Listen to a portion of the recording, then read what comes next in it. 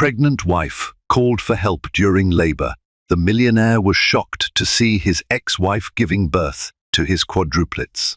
There are moments in life when every carefully constructed facade of normalcy comes crashing down. For Andrew Coleman, CEO of a booming tech enterprise, the phone call that shattered his world arrived in the middle of a power lunch. The woman in labor, screaming for help from an emergency room in Midtown Manhattan, was none other than his ex-wife, long absent, never forgotten. And the biggest shock? She wasn't delivering a single baby or even twins, but quadruplets. In that instant, Andrew's comfortable, calculated life veered straight into chaos. Nothing could have prepared him for what he would discover next. Andrew Coleman was not a man accustomed to surprises. As the founder and CEO of Coltech Innovations, he took pride in predicting trends before they happened, orchestrating complex business strategies, and calmly steering his company to the apex of success. At 38, he had cultivated a reputation for unwavering composure that extended to every area of his life, including his relationships. He believed that fortune favored the prepared, that with meticulous planning, no obstacle was insurmountable. Thus, the phone call that came during lunch with his board of directors felt like a violent disruption of everything he held sacred. It began as an ordinary Tuesday. Andrew was seated at the head of a long, polished mahogany table in the private dining room of the Mark Hotel on Manhattan's Upper East Side. He glanced at his phone, expecting to see a congratulatory text from Mark Thompson, his longtime friend and CFO, about the success of their latest software launch. Instead, Andrew saw an unknown number flashing on his screen. Normally, he would ignore an unrecognized caller, but something made him pick up. Perhaps it was intuition. Perhaps it was the slight tingle in the back of his mind, reminding him that no matter how carefully one planned, fate always had its own design. "Mr. Coleman?" The voice on the other end was a frantic nurse. "I'm calling from Mount Sinai Hospital. You've been listed as an emergency contact by a patient who's currently in labor.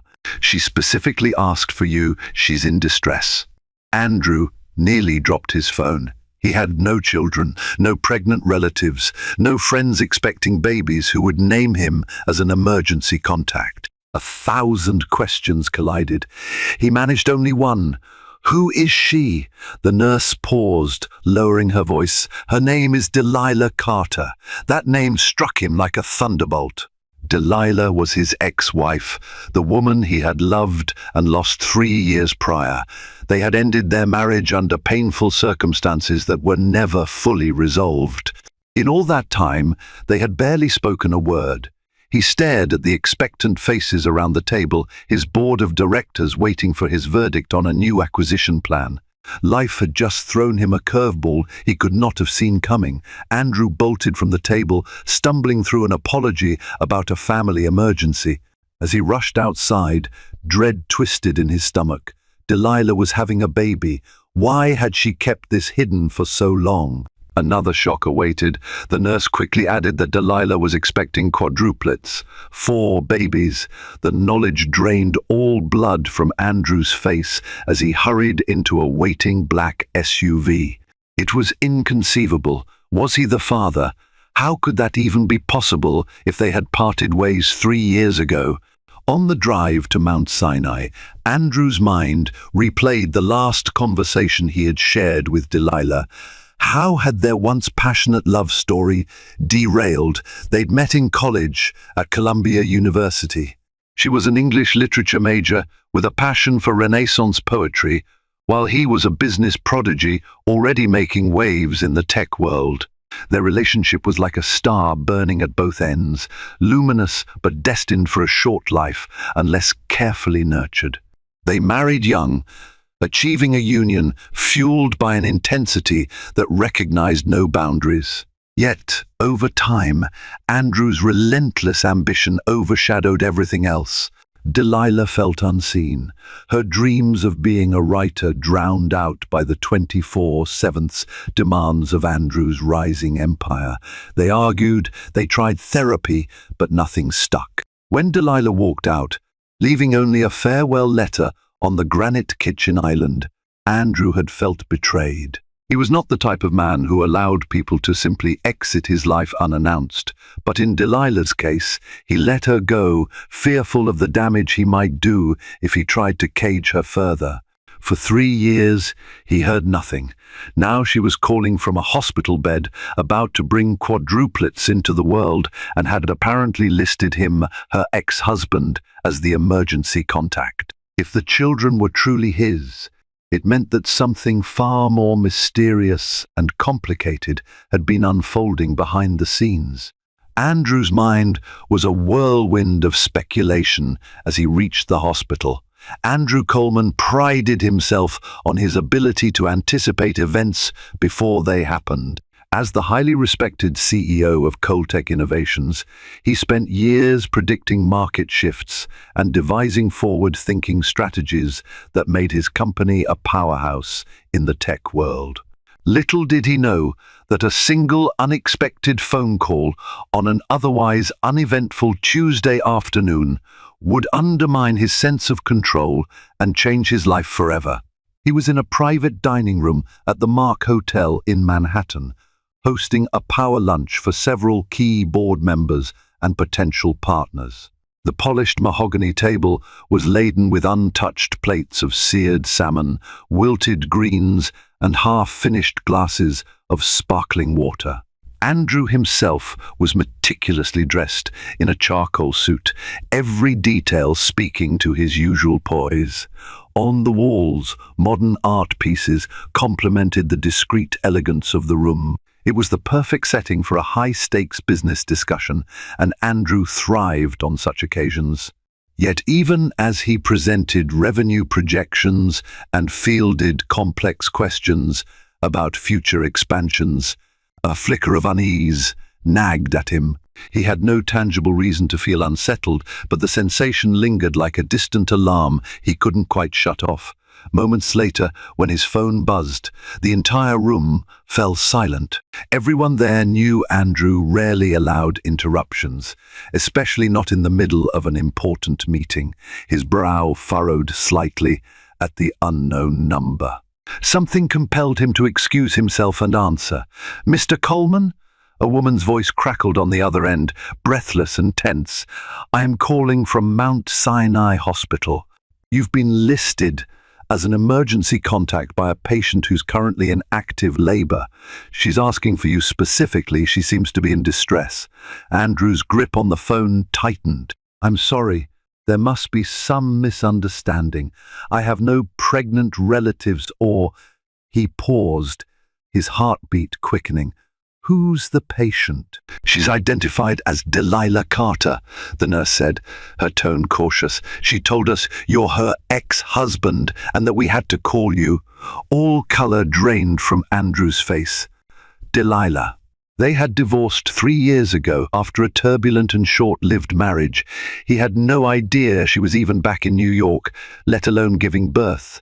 How could she possibly have him listed as an emergency contact? A series of half-formed questions tumbled through his brain, but he could barely articulate a coherent reply to the nurse. The board members watched him expectantly, confused by his sudden silence. Andrew fought to maintain composure. "I'll be right there," he managed, ending the call. The next minute was a whirlwind of apologies to his board members, mumbled explanations about a critical family emergency, and a hasty exit. He left behind a room full of puzzled executives and an abandoned slideshow of bar charts and sales forecasts, all overshadowed by the explosive revelation that Delilah, his ex-wife, was about to have a baby. Or babies. Outside, the spring sunlight glared off the surrounding skyscrapers, but Andrew's mind was too stormy to process it. Slipping into his waiting SUV, he gave clipped orders to the driver, Mount Sinai Hospital, and hurry. Every block felt like an eternity. Against the background murmur of city traffic, Andrew's thoughts battered him with questions. How is this possible? Who is the father? Why didn't she tell me? And yet, somewhere in the pit of his stomach, a surge of guilt and dread combined into a tangible ache. His phone vibrated again. It was the same number from the hospital. This time, the nurse's voice was urgent. "Mr. Coleman, I need to inform you that Miss Carter's carrying quadruplets. There are complications, and the doctors are preparing for an emergency C-section." Andrew nearly dropped the phone. Quadruplets, 4 babies. It was a statistical rarity, a scenario he'd never imagined in his wildest dreams. If he was somehow involved, even peripherally, his entire, carefully organized world was about to be torn to pieces. Focus, he told himself, though adrenaline pulsed in his veins. He had always been the man with the perfect plan, yet no plan could prepare him for this. By the time he reached Mount Sinai, Andrew's usually controlled demeanor had cracked. He rushed into the labor and delivery department, where the sharp scent of antiseptic and the buzz of frantic activity hit him like a physical force. An anxious nurse in light blue scrubs, name tag reading Elena Garcia, led him down a corridor to a private room. Delilah lay on a narrow hospital bed, sweat matting her auburn hair to her forehead. Her cheeks were ashen, her eyes wide with pain and panic. The roundness of her belly was shocking, unmistakably that of a woman about to deliver multiple babies. She gripped the rails of the bed, knuckles white. When she saw Andrew, her eyes flickered with a mixture of relief, guilt, and fear. "Andrew," she gasped, voice ragged from contractions. I didn't know who else to call. There was no time for accusations or demands. Another contraction hit, contorting her face in agony. Andrew rushed to her side, his questions momentarily drowned out by concern. He tried to offer a reassuring squeeze of her hand, though his own was shaking. "What is going on?" he wanted to shout. Yet Delilah's labored breathing reminded him that he had to keep calm. A tall, no-nonsense obstetrician named Dr. Allison Caldwell entered, flanked by a team of medical professionals. She nodded brusquely at Andrew. "We're preparing for an emergency C-section," she explained, her voice clipped with professional urgency. "Miss Carter is showing signs of fetal distress." There's no time to waste. Andrew felt the blood drain from his face again. He was ushered out briefly to change into surgical scrubs. Everything felt surreal, like a movie montage, played at triple speed. One moment he was an unsuspecting CEO at a business lunch. The next, he was donning a cap and mask, stepping into an operating room to witness what might be the birth of his ex-wife's quadruplets. Inside, the lights blazed with a sterile intensity, reflecting off gleaming steel instruments. Monitors beeped incessantly, tracking Delilah's vitals. A partition sheet went up at her waist. Andrew stood near her head, feeling utterly powerless. Delilah's labored breaths mixed with the hiss of the ventilator. The medical team buzzed around, their chatter precise and urgent. In a rasping voice, Delilah tried to speak. "Andrew, she grimaced as another wave of pain seized her. "I'm sorry I didn't tell you." Andrew tried to swallow the lump in his throat. "We'll talk about it later," he said gently. "First, let's get you and the babies safe." Dr. Caldwell made the first incision. Andrew couldn't see the details behind the surgical sheet, but he heard the doctor's calm instructions to her team: scalpel, suction, retractors. The tension in the room was thick enough to slice with a knife. Andrew squeezed Delilah's hand, hyper-aware that he was watching a life-altering moment unfold. Suddenly, the shrill cry of a newborn pierced the room's hush, then a second cry, then a third. Andrew's heart pounded so hard he thought his ribs might crack. A few moments later, the final baby emerged, its tiny wail raspy yet unmistakably alive. Andrew felt tears prick his eyes. 4 lives, he thought. Stunned, 4. The medical staff worked swiftly to pass each infant 2 girls, 2 boys to neonatal specialists who awaited them at adjacent warming stations. Andrew craned his neck to see the small, squirming bundles under bright, overhead lamps. He could hardly breathe at the sight. Each child was impossibly small, their limbs thin and pink, their cries heartbreakingly weak but determined. For an instant, Andrew's gaze swept over Delilah's pale face. She looked at him with an intensity that spoke volumes, even in her exhausted state. But before relief could settle in, the monitors beeped wildly. Dr. Caldwell's voice turned urgent. "We have bleeding here, lots of it. Suction now. Clamp the bleeder, quickly." The surgical team closed ranks around Delilah, blocking Andrew's line of sight. He felt sheer terror surge through him. Delilah was hemorrhaging. Andrew gripped her hand, leaning forward. She was so pale he feared she was slipping away. A swirl of medical staff moved in frantic precision. Anesthesiologist, surgical nurses, Dr. Caldwell, each giving clipped instructions. Time lost meaning as Andrew prayed under his breath, something he hadn't done in years. Then, after what felt like ages but was likely only a few minutes, Dr. Caldwell let out a tense exhale. "We've controlled the bleeding. Good job, everyone." The tension in the room deflated in a collective sigh. Delilah's eyes fluttered closed. Andrew could see tears glistening on her lashes. "The babies," she whispered weakly. "Are they okay?" Andrew glanced toward the neonatal stations where each baby was being tended with oxygen and gentle hands. A nurse met his eyes, nodded, and mouthed the word stable. Overwhelmed, Andrew pressed his forehead to Delilah's for a brief moment. "They're fine," he whispered, voice trembling. "You're going to be okay."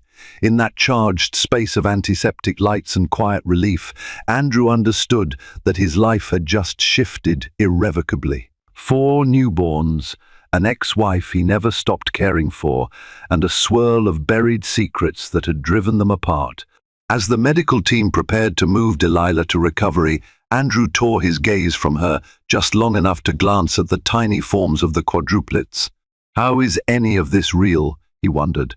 Outside, the city continued in its usual rush, oblivious to the seismic change in Andrew Coleman's world. Inside that hospital, he felt both powerless and profoundly alive. He was no longer just the unflappable CEO with perfect business foresight. He was possibly a father of 4, bound once again to the woman he had lost. As the operating room door swung open, leading Delilah toward post-op, Andrew followed with shaky steps. Countless questions loomed. Were these truly his children? How would he reconcile the betrayal he felt with the fact that Delilah was alone and terrified? Yet one thing was clear: no matter the answers, his life was now intertwined with Delilah and those fragile babies. And for the first time in years, Andrew had no idea what to do next. Delilah spent the next several hours in the recovery unit, heavily sedated. The quadruplets were stabilized in the neonatal intensive care unit, connected to monitors and tubes. The nurses informed Andrew that the babies, though premature, were strong. Early indications suggested they had a good chance of thriving. Andrew, physically and emotionally spent, wandered like a ghost. He found himself in a narrow hallway with subdued lighting outside the NICU window. It was a surreal sight: 4 tiny swaddled bundles in separate incubators, each with a little name tag that read Baby Carter. Anger and confusion waged a silent war inside him. Were they truly his children? Why hadn't Delilah told him sooner? Mark Thompson, CFO and Andrew's best friend since college, found him in that corridor. Mark arrived breathless, presumably after cancelling the rest of their board meeting. On seeing Andrew's vacant stare and the sight beyond the glass, Mark's eyes widened. "I can't believe this," he murmured, placing a hand on Andrew's shoulder. "Are they?" Andrew nodded, uncertain. "The nurse said Delilah insisted I was the father." But we haven't been together for 3 years. Mark frowned. 3 years is a long time. Are you sure about the timeline? I'm not sure of anything anymore. Andrew was too drained to elaborate, and Mark, sensing his confusion, offered silent support. Together, they kept vigil by the NICU window. Eventually, a nurse came by and kindly suggested Andrew get some rest. Dr. Caldwell would speak with him about paternity testing if he desired. Andrew resigned himself to the fact that, no matter how shocking it was, he needed those tests. He had to know the truth. Unable to sleep, Andrew sat in one of the cold, impersonal chairs near Delilah's room, his mind drifting back in time. Their marriage had started with the fervor of a midnight wildfire. They were so different, he with his calculated worldview, she with her poetic soul, that no one believed they would last. But love doesn't always follow logic, and theirs had ignited with breathtaking speed. They traveled together Paris, Rome, Tokyo, transforming every trip into a tempest of arguments, reconciliations, and passionate nights that tested the boundaries of their relationship. Delilah never wanted Andrew to compromise his ambitions, only to remember that there was more to life than board meetings and acquisitions. Andrew, for his part, realized too late that he had smothered Delilah's creative spirit under the demands of his budding empire. She had wanted children at one point, but Andrew insisted they wait until his company was on solid ground.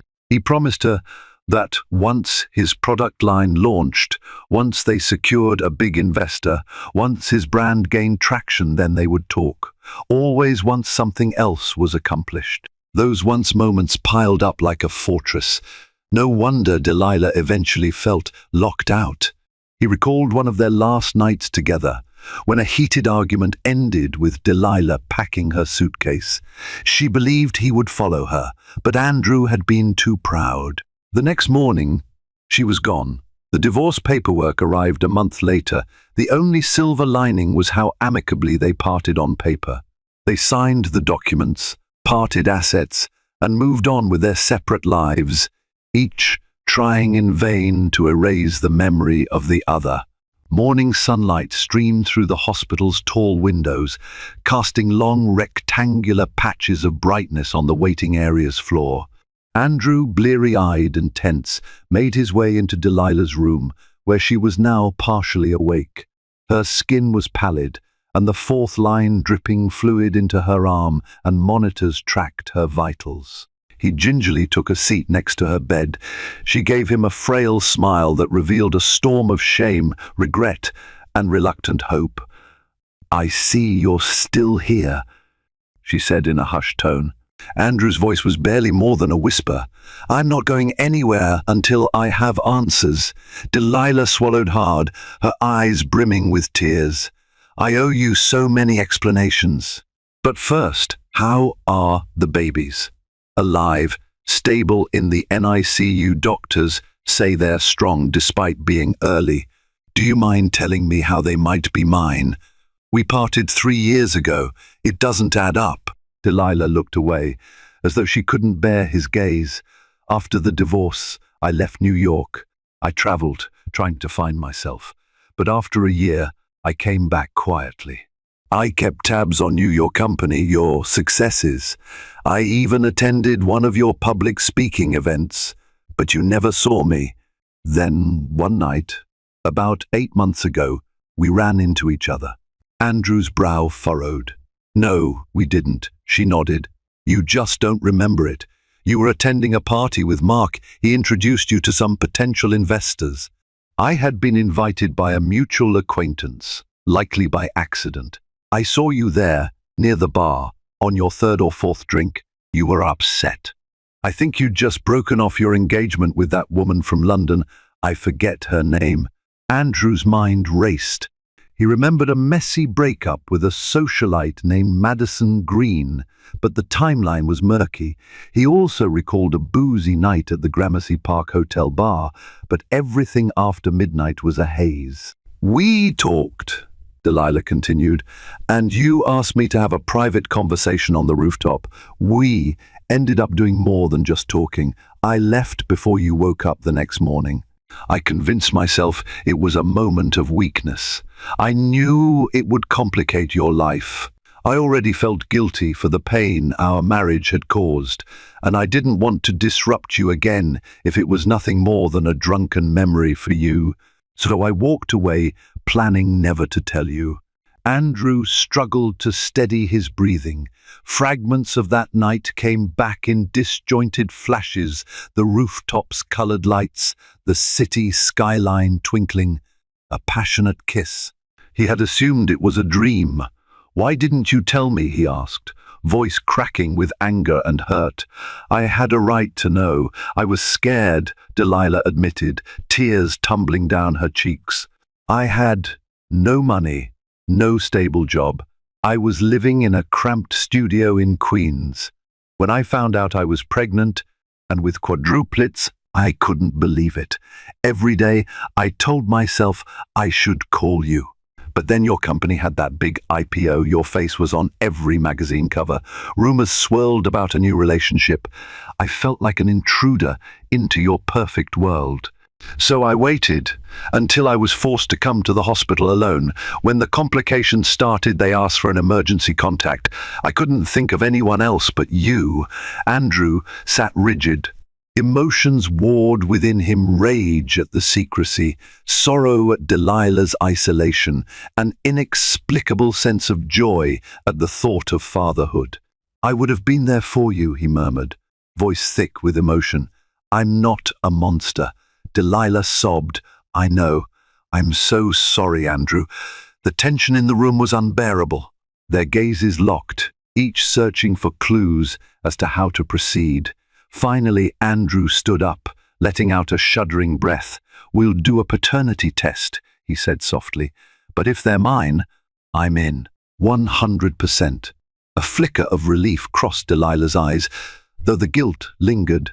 Andrew stepped out, inhaling the corridor's antiseptic-laden air. His life had changed more in the last 24 hours than in the past 3 years combined.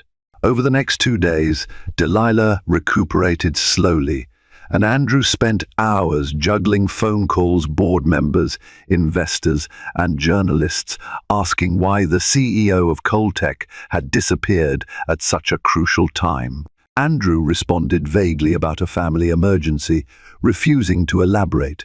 Meanwhile, Mark discreetly handled corporate matters in Andrew's stead. On the 3rd day, Dr. Caldwell approached Andrew with the paternity test results. Clutching the manila envelope, she offered Andrew a reassuring nod. "It's conclusive, Mr. Coleman. You are indeed the father." Andrew felt the weight of that truth settle on his shoulders. His children, 4 of them, were lying in incubators just a few floors away. For a man who believed in meticulous life planning, fatherhood coming in the form of quadruplets with a long-lost ex-wife was a cosmic joke. Or perhaps a gift he never knew he needed. Regardless, it was real, and there was no turning away from it. Andrew went to Delilah's room and shared the news. She looked both relieved and terrified. "I understand if you hate me," she said softly. "I don't hate you," Andrew responded. "I'm angry about how you handled this, but those babies need both their parents. We'll figure something out." That evening, Andrew visited the NICU to see his children. With the guidance of the nurses, he was allowed to place a gentle hand on each tiny back, feeling the fragile rise and fall of their breathing. Emotions he didn't fully comprehend welled up inside him. The babies squirmed at his touch, occasionally releasing faint whimpers. How could something so small elicit such a profound sense of responsibility? He had lived his life thinking legacy was measured by company valuations, philanthropic endeavors, or media accolades. But standing in the NICU, Andrew realized his true legacy was right here, 4 small souls who had begun life at a disadvantage, fighting for every breath. By day 5, Delilah was well enough to sit up in bed, albeit weak. Andrew was by her side, discussing the logistics of caring for quadruplets once they left the hospital. Their conversation was interrupted when Mark burst in, face flushed. "You might want to see this," he said, holding up his phone. A gossip website was running a front-page story. CEO Andrew Coleman's secret quadruplets, ex-wife Delilah Carter in hospital. It included a grainy photograph of Andrew leaving the hospital, a frantic look on his face. Andrew felt a familiar surge of frustration at the media invasion. He had always been a private individual, ironically at odds with his very public role. He turned to Delilah, who read the headline over his shoulder, eyes widening. "They're going to swarm you," Andrew warned. "Paparazzi, reporters, the works. Are you ready for that?" Delilah shook her head, anxiety twisting her features. She had always hated the limelight that came with Andrew's position. Even when they were married, she refused to attend most of his high-profile events. "We can't hide this," Andrew said, steeling himself. "I have to make a statement, something that protects the babies and respects your privacy. Is that even possible?" Delilah asked in a trembling voice. Andrew pulled out his phone and dialed Coltech's PR specialist. He arranged a private press conference for later in the week, hoping to control the narrative. If he stayed silent, tabloids would spin out of control. That evening, Andrew posted an official statement on social media, confirming that he was supporting his ex-wife and their newborn quadruplets, requesting privacy during the sensitive period. The post went viral in minutes, garnering an outpouring of reactions, supportive messages, speculation, and the usual internet cynicism. In the midst of the digital storm, Andrew's priority remained the health of his children and Delilah's recovery. As days turned into a week, Delilah gained enough strength to be wheeled down to the NICU. Andrew was present, guiding her. She was overcome at the sight of her 4 babies, 2 boys, 2 girls so tiny and vulnerable. Their names had been a topic of quiet discussion. For now, they were labeled Baby A, Baby B, Baby C, Baby D in the hospital records. But Andrew and Delilah privately decided on names. They settled on Avery Girl, Lila Girl, James Boy, and Elliot Boy. The babies would carry Coleman as their surname. Delilah had agreed, albeit tentatively, acknowledging that Andrew had the resources and the stable presence necessary to give them the best start in life. Still, a lingering question haunted them both. Where would Delilah live once she was discharged? She had no stable home, having given up her small apartment when she went on bed rest. Andrew's penthouse on the Upper East Side was enormous, with round-the-clock security, but also painfully reminiscent of the life they had once shared. Delilah worried that living under Andrew's roof might rekindle old arguments or old passions. But the practical realities of raising quadruplets left little room for denial. Even if the babies remained in the NICU for a few more weeks, eventually they would all need a place to live. Andrew broached the topic delicately, but his stance was firm. "You and the children should move in with me at least until we figure out something more permanent. My home is secure, and I can afford the best care." Delilah was torn. Her old independence, battered as it was, insisted she should stand on her own 2 feet. But the thought of caring for 4 premature infants by herself was terrifying. Finally, with a sigh that betrayed her exhaustion, she agreed. Meanwhile, Andrew's personal life became further entangled with the reappearance of Madison Green, the socialite he had dated after his divorce. She was known for her philanthropic endeavors, but also for her fierce ambition and love of status. Upon learning about Andrew's newborn quadruplets, she stormed into his office unannounced.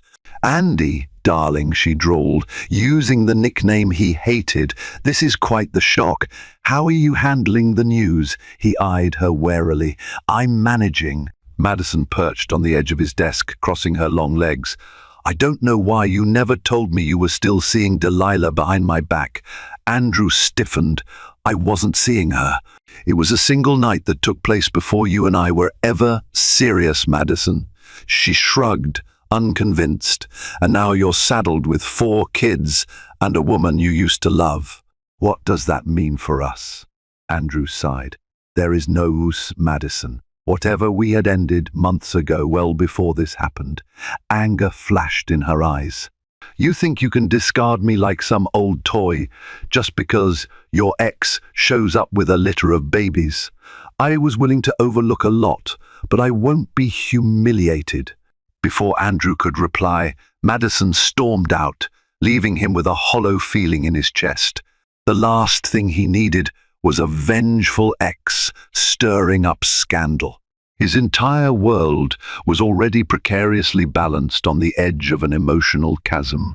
A few weeks later, the quadruplets gained enough weight and stability to be discharged in stages.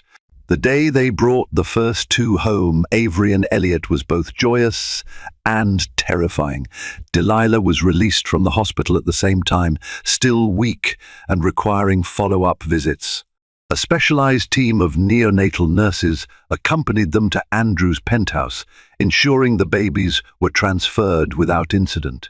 The penthouse was a sprawling space, designed with minimalist elegance glass walls overlooking the city skyline, custom furniture, and a private terrace. Yet for the first time, Andrew saw it through new eyes. It was painfully unprepared for babies. At Delilah's insistence, a portion of the living room was cleared and cribs were installed. The stark decor transformed into a nursery of chaos, diapers, bottles, and baby blankets scattered about. Andrew found the transformation strangely comforting. 2 days later, Lila and James joined their siblings, completing the family's homecoming. Andrew hired a full-time nanny, Maggie Liu, and a night nurse to help with the round-the-clock feedings. Still, it was an uphill battle, especially for Delilah. She was recovering from major surgery, barely slept, and was grappling with postpartum hormonal fluctuations. Andrew, juggling fatherhood with the demands of his company, felt the strain on his carefully compartmentalized life. Yet a tender intimacy emerged as they navigated 2 feedings and moments of shared wonder at their baby's tiny smiles. One dawn, Andrew found Delilah in the nursery, rocking Avery back to sleep. He stood at the doorway, watching the gentle rhythm of her movement. She noticed him and offered a tired smile. I never realized how hard it would be. 4 of them at once, she whispered. He approached, placing a hand on her shoulder. Neither did I, but you're doing great. For a moment, their eyes locked, memories of their past swirling in unspoken reverie. Andrew could sense the pull between them, an echo of the love that once consumed them. But he also felt the walls they had built, the scars of betrayal and regret. The moment passed like a breath, fleeting and uncertain, leaving Andrew with an ache he couldn't name. One sweltering afternoon, Mark called Andrew with alarming news. A leaked memo had emerged, suggesting Andrew's leadership at Coltech was compromised by personal drama. The stock price dipped.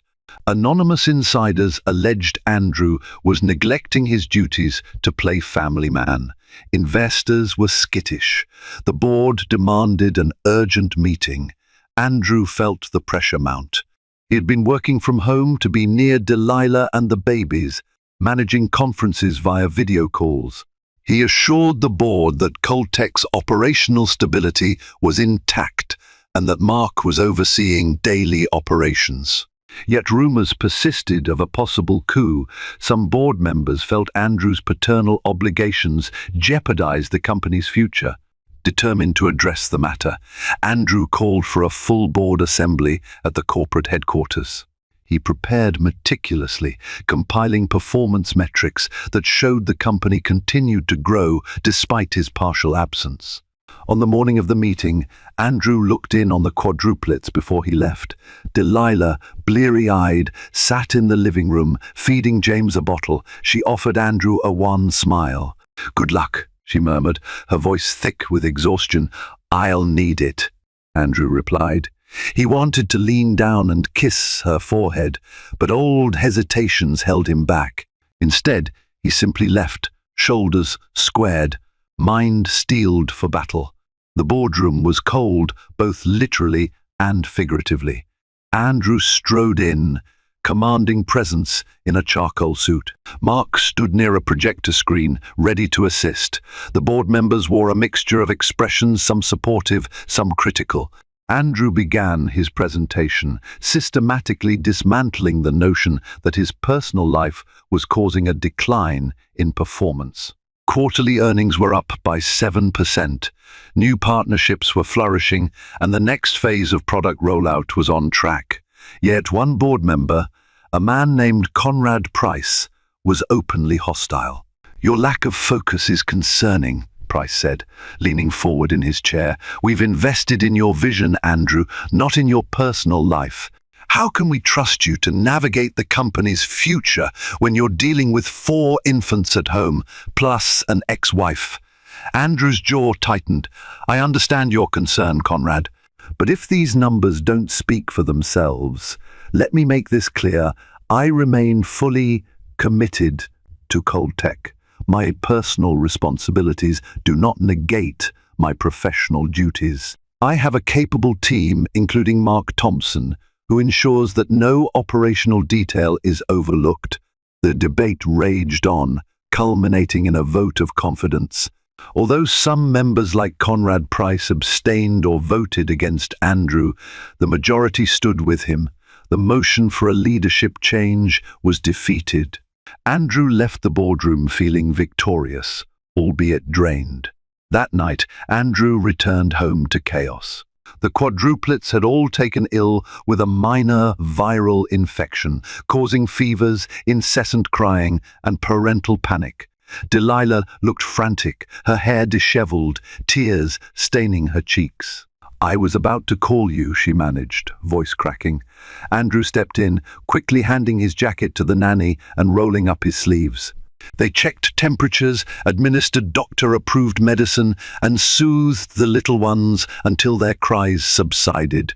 The intensity of the crisis overshadowed everything else. By midnight, with the babies finally resting, Andrew and Delilah sank onto the living room couch. "They'll be okay," Andrew said, placing a comforting hand on Delilah's arm. "It's just a bug. The pediatrician said it's common with preemies." She nodded, tears glistening. "I was so scared. I felt like I was failing them." Andrew turned toward her. "You're not failing. You're an amazing mother, Delilah." She blinked at the compliment, then broke down into quiet sobs. Instinctively, Andrew pulled her into an embrace, letting her cry into his shoulder. The closeness brought forth a flood of memories, the nights in their old apartment when they danced to soft jazz, the mornings she would read him lines from her favorite Shakespearean sonnets. Neither moved to break the embrace, as though both knew how precious and precarious this moment was. Eventually, Delilah pulled away, wiping her tears. Her gaze was intense, filled with gratitude and yearning. They lingered in that charged atmosphere. Then she leaned in and kissed him, a tender, desperate act. Andrew's heart pounded. He tasted her tears, felt the quake of her breath. Desire mingled with confusion. Part of him screamed that it was too soon, that unresolved pain lay between them. Another part felt an undeniable pull to the woman he once swore to love forever. When they finally parted, their eyes locked. Delilah's voice was a quivering whisper. "I'm sorry, I shouldn't." Andrew pressed a finger to her lips. "Don't apologize," he said quietly. They held each other's gaze in the near darkness, the quiet hum of the city outside. In the days that followed, a fragile detente emerged between Andrew and Delilah. Neither openly discussed the kiss, but their interactions were softer. Andrew spent more time at home, dividing his focus between Cold Tech and fatherhood. Delilah began writing again, finding solace in journaling the emotional tidal wave of raising quadruplets. Yet old wounds were not so easily healed. Tension would flare at odd moments. One morning, Delilah caught herself feeling jealous of the attention Andrew's staff paid him. Another evening, Andrew, stressed from a contentious investor call, snapped at Delilah for not responding to a baby's cry quickly enough. Apologies followed, but the undercurrent of resentment lingered. Still, with every passing day, they learned more about each other as co-parents. Andrew discovered that Delilah still wrote verses in the margins of old books. Delilah found that Andrew, once stoic, had learned to laugh easily around his children, making silly faces that delighted them. These glimpses offered hope that they could forge a new relationship, one stronger, more resilient than before. Just as Andrew and Delilah seemed to be finding their rhythm, a phone call came from a frantic Mark Thompson. "Andrew, I don't know how to say this, but we have a problem. Madison Green filed a lawsuit alleging you manipulated her out of business deals and inflicted emotional distress. She's demanding a hefty settlement." Andrew was speechless. The claim was baseless. He had never mixed personal affairs with business dealings where Madison was concerned. She had no stake in Coltech. But he also knew how damaging a public legal battle could be, especially given the tabloids' current frenzy over his personal life. Delilah found him pacing in his study, fists clenched. He explained the situation, fury evident in his voice. "She's trying to blackmail me. If I fight her publicly, it'll turn into a media circus. She probably wants hush money." Delilah approached, expression resolute. "Don't give her a cent. Fight it. Anyone who knows you will see through this." Andrew looked at her, grateful yet wary. "The problem is that I'm not sure how the board or the investors will react. They might pressure me to settle just to avoid negative publicity." Delilah bit her lip, placing a hand on Andrew's arm. "It's time to show her you won't be bullied. I'll testify if it helps." He met her gaze, a glimmer of admiration lighting his eyes. "Thank you." Spurred by Delilah's support, Andrew consulted with Coltech's legal team. They advised a swift counteraction, securing affidavits that disproved Madison's claims. Mark contributed business documents verifying that no joint ventures existed. Meanwhile, Andrew's personal lawyer prepared to confront Madison's attorneys. A fierce battle loomed, but Andrew felt a renewed sense of determination, buoyed by Delilah's unwavering presence. The lawsuit advanced rapidly. Madison refused to back down, hoping to corner Andrew into an out-of-court settlement. A preliminary hearing was scheduled at the New York County Courthouse, attracting paparazzi and reporters. Andrew arrived flanked by his legal team. Delilah watched from the gallery, discreetly avoiding the cameras. Madison's allegations were as theatrical as they were false. She claimed Andrew had promised her co-ownership in a new venture if she agreed to an arranged engagement, then cut her off once she refused to sign certain documents. The judge, unimpressed with the lack of evidence, questioned her aggressively. Andrew's team presented a trove of emails and financial records that refuted her claims. Madison's veneer cracked. She grew agitated on the stand, unleashing a tirade about Andrew's obsession with his ex-wife and newborn children. The courtroom murmured with interest. The judge attempted to restore order, but Madison's meltdown only exposed the baseless nature of her suit. The hearing ended with the judge urging the plaintiff to consider withdrawing the case or face a counterclaim for defamation. Outside, cameras flashed, reporters shouted questions. Andrew maintained a stoic facade. Delilah exited through a side entrance to avoid the chaos. That night, Andrew and Delilah found themselves in the penthouse's kitchen, physically drained but strangely exhilarated. "Looks like she made a fool of herself," Delilah observed quietly. Andrew nodded. "I'll still have to deal with the fallout, but I think we can handle it." Delilah reached out and squeezed his hand. It was a silent testament to how far they'd come in such a short span. Andrew felt a flicker of hope. Maybe this familial chaos could somehow transform into a stable life. Over the next month, the quadruplets grew stronger.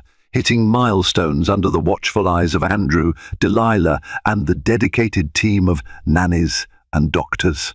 The media attention began to wane, especially after Madison dropped her suit rather than face a defamation counterclaim. Andrew's stock soared again as investors realized his personal dramas were no threat to Coltech's success.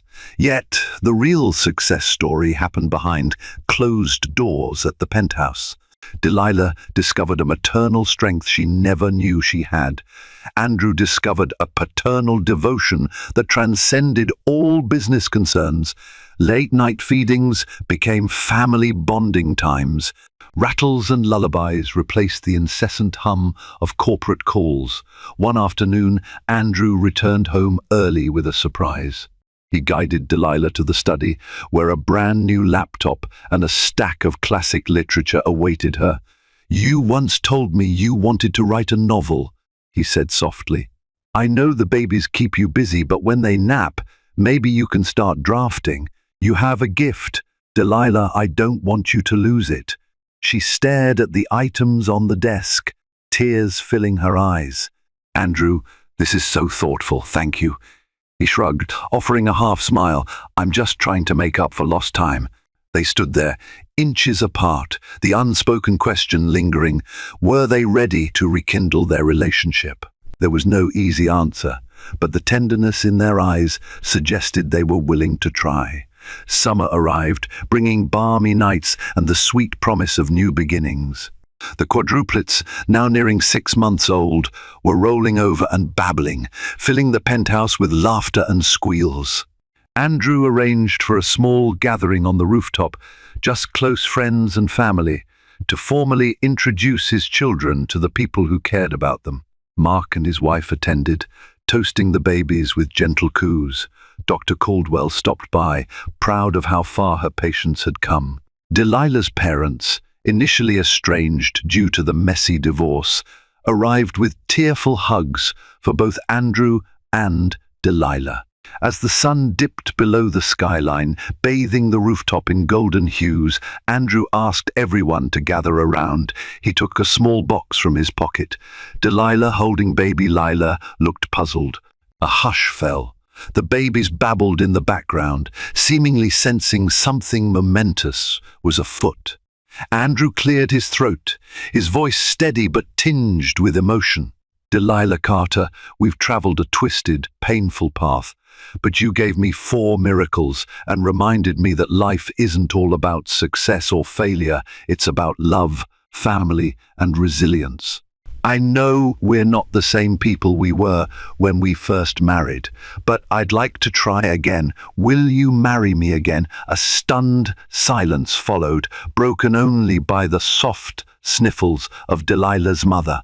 Delilah's eyes brimmed with tears as she searched Andrew's face. She handed baby Lila to Mark, taking a step closer to Andrew. Her voice was trembling but resolute. "I was afraid you'd never forgive me. I'm still afraid I'll let you down. But these babies, they need both of us. And I need you too." She exhaled shakily. "Yes, I'll marry you again." Cheers erupted, the babies wiggling in their relatives' arms. Andrew slid a simple but elegant ring onto her finger. The ring was different from the first one he had given her, a symbol of a fresh start, rather than a retread of old vows.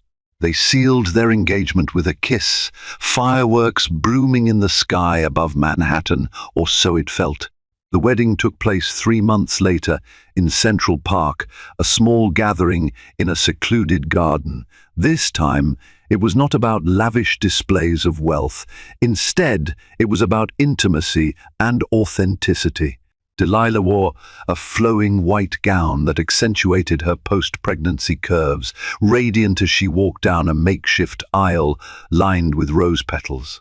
Andrew stood waiting, wearing a subtle grey suit, his eyes never leaving hers. They exchanged vows that spoke not of fairy tale illusions, but of real life, of heartbreak, second chances, and a promise to face the storms together this time. The quadruplets, dressed in tiny formal outfits, cooed in the arms of attendants. It was a ceremony tinged with sweet tears and laughter, a testament to a love that had been battered but never truly extinguished.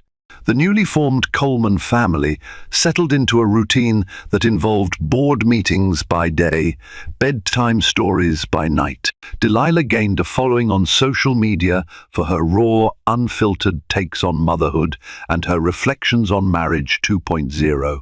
Andrew learned to delegate more at Coltech, trusting his team while reserving precious hours for bath time and bedtime cuddles.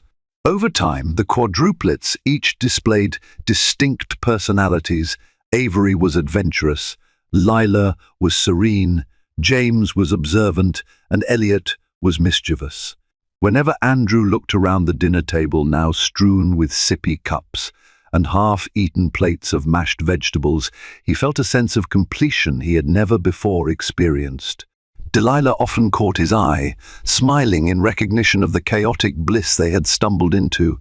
Yes, they still argued over small things, like how to discipline the babies or who forgot to restock the diapers, but each argument ended with an apology and a reaffirmation of their pledge to stay. The ghost of their broken past was laid to rest.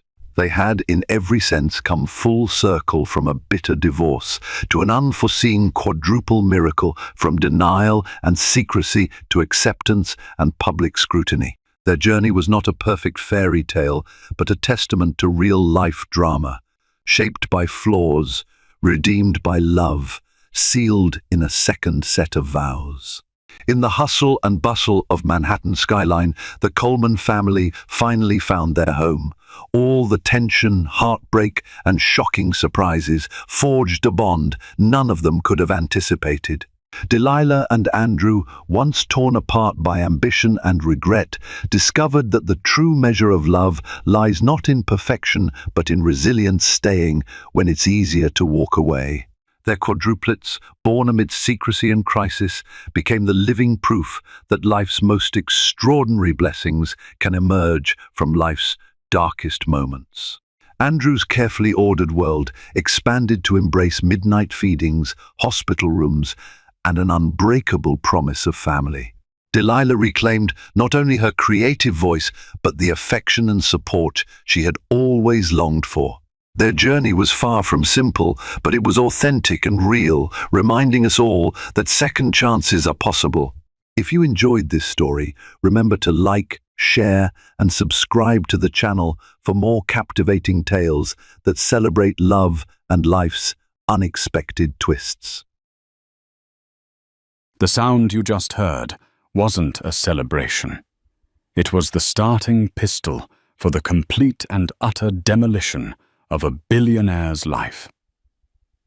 At a table overlooking the glittering lights of Manhattan, Julian Croft, a titan of industry, raises a $2,000 bottle of Dom Perignon Rosé to toast his mistress. He whispers promises of a future, a new life, a world built just for them. But what he doesn't know is that miles away, in the cold silence of a lawyer's office, the woman carrying his unborn child has just put her pen down. With a single elegant signature, Eleanor Croft hasn't just filed for divorce. She has activated a hidden clause in their ironclad prenup, a clause he never bothered to read, and in one devastating moment, she has legally seized control of his entire fortune. He's toasting his future, not knowing his past has already consumed it. Julian Croft didn't just live in New York City. He owned a piece of its soul. His company, Croft Enterprises, had its name etched onto skyscrapers that clawed at the clouds. His personal residence was a sprawling penthouse on Fifth Avenue, a glass and steel eyrie with panoramic views of Central Park that made the city look like a jeweled carpet laid out for his pleasure. The walls were adorned with art that wasn't just decorative, but strategic, a Rothko for intellectual heft, a Basquiat for raw power. Every object in the 10,000 square foot space was a testament to his success, a monument to his ego. His wife, Eleanor Vance Croft, was often considered another one of his perfect acquisitions.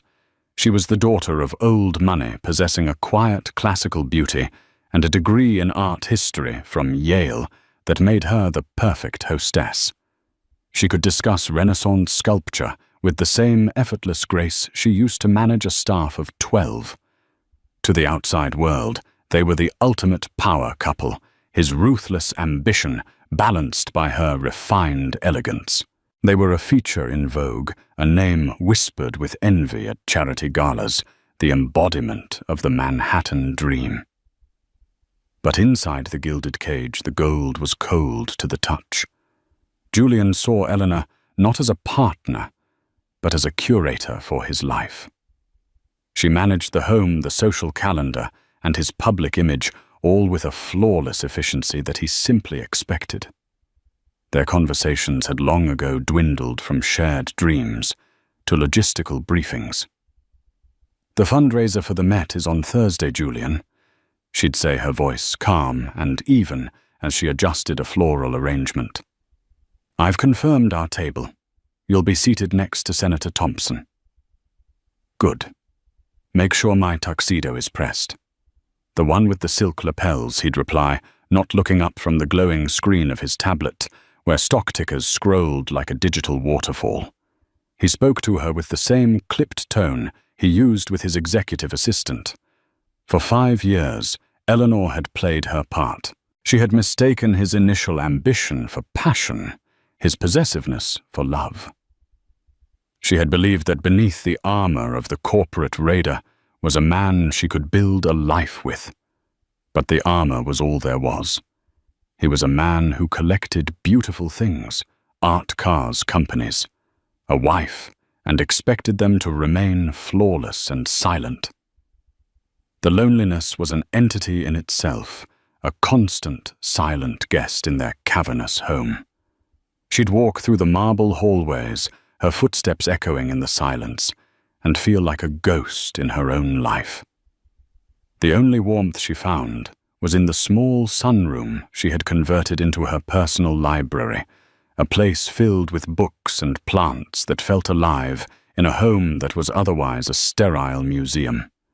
It was in that sunroom, one crisp September afternoon, that everything changed. For weeks, a subtle exhaustion had clung to her. A faint but persistent nausea greeted her each morning. She'd dismissed it as stress, but as she stood watering an orchid, a wave of dizziness so profound washed over her that she had to grip the back of a velvet armchair to steady herself. 2 hours later, she sat on the edge of her cold marble bathtub, staring at a small plastic stick in her trembling hand. A blue cross, unmistakable. Pregnant. A surge of conflicting emotions crashed through her. There was a flicker of joy, primal and fierce, a baby, a life, a piece of her that wasn't owned or curated by Julian. But it was immediately followed by a wave of cold dread. How could she bring a child into this emotional vacuum? What kind of father would Julian be? A man who saw family as a legacy, a dynasty, not a source of love and warmth. She decided to tell him that evening. She arranged for his favorite meal to be prepared by their private chef, seared scallops, followed by a dry-aged ribeye. She chose a bottle of his preferred Bordeaux, a 1998 Chateau Margaux. She wanted everything to be perfect, a soft landing for the news she hoped would bridge the chasm between them. He arrived home late as usual, shrugging off his custom-made coat and tossing it to the housekeeper without a word. He walked into the dining room, loosening his tie. "Long day," he grunted, sitting at the head of the long, polished table. "I understand," Eleanor said softly.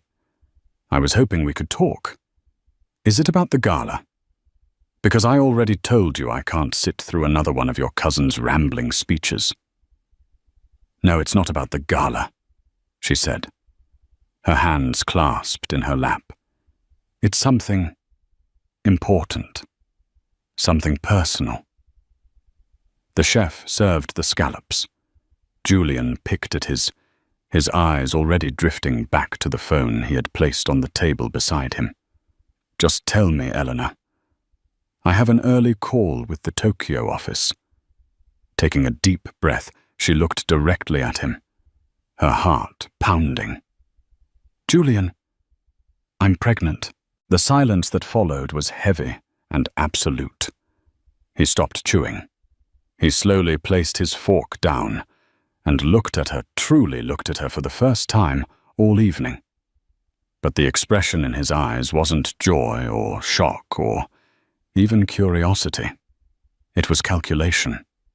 He leaned back in his chair, a slow, unreadable smile spreading across his face. "Well," he said, finally, picking up his wine glass. "That's efficient." Eleanor stared at him bewildered. "Efficient?" "Of course," he continued, swirling the deep red liquid. "The air. It secures the Croft legacy.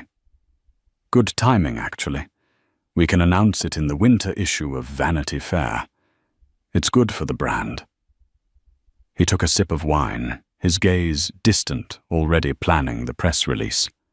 He hadn't asked if she was okay. He hadn't asked if she was happy or scared. He hadn't reached for her hand. He had assessed the news as a business transaction, a strategic move that benefited his empire.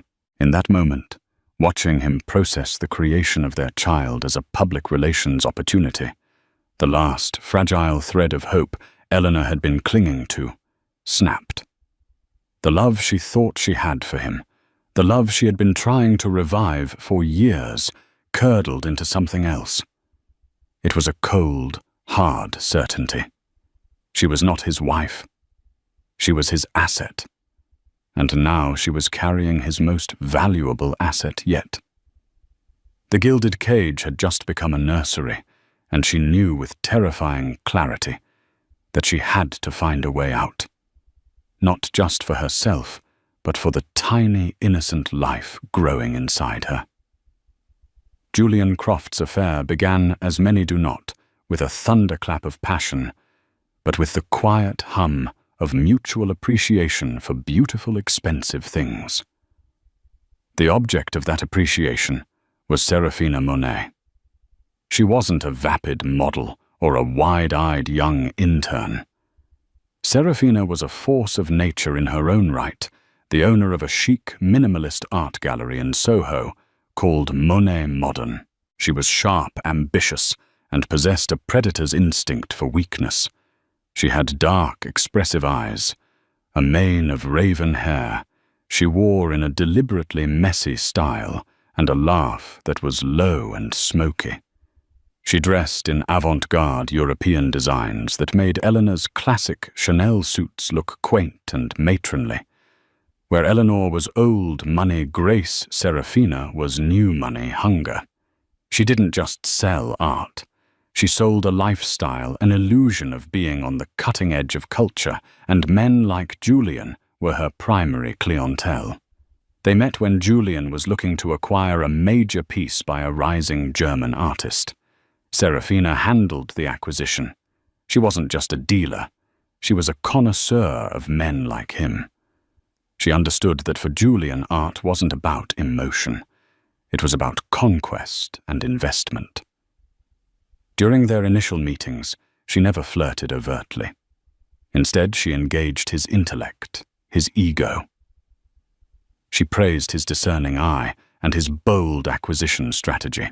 She spoke his language, the language of value, of scarcity, of owning something no one else could have.